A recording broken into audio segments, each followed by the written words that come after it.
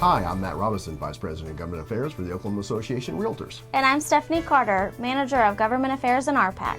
And welcome to this week's edition of the Capitol Insider. Well, you might have noticed that Stephanie Carter has a new title with OAR, and she's been doing a great job, proficient job, an excellent job, and we want to thank you very much for everything that you do for the Government Affairs Division. Thank you. All right. Well, she's going to have a little bit more responsibility dealing with legislative and regulatory priorities with the real estate industry, and so we're looking forward to another great job. Well, candidate filings are over. We know who's running for the House and for the Senate and for all statewide elected offices. There are 50 representatives who did not draw opponents, so there's going to be 51 races for the House side. There were 8 senators that did not draw opponents, so there's going to be 16 races for the Senate side. So we certainly want all of our members to be very, very actively involved this year when they go out and vote. It's extremely important that we get some folks that represent the Realtor Party. And speaking of elections, we have a Get Out the Vote campaign coming up. Why don't you tell us a little bit about that? Yes, within the next week, we'll be kicking off a Get Out and Vote, Get Out and Register to Vote campaign.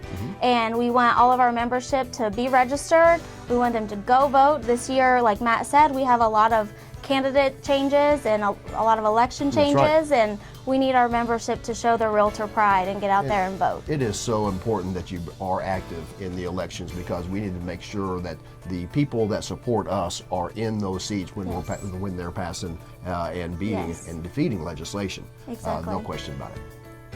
As far as legislation this week, we did get our education cleanup bill passed the Senate, passed unanimously. Now it's headed for the governor's desk for signing into law. We are still waiting for some language from Senator Treat on our Protect Property Rights Act.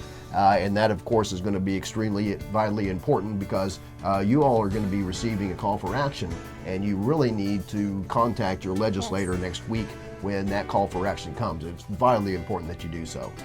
One other bill, the Property Management Definition Bill, is going to be heard on the Senate floor next week, and hopefully that'll be going to the governor too. So that about wraps it up for this week's edition of the Capitol Insider, and we'll see you next week. See you next week.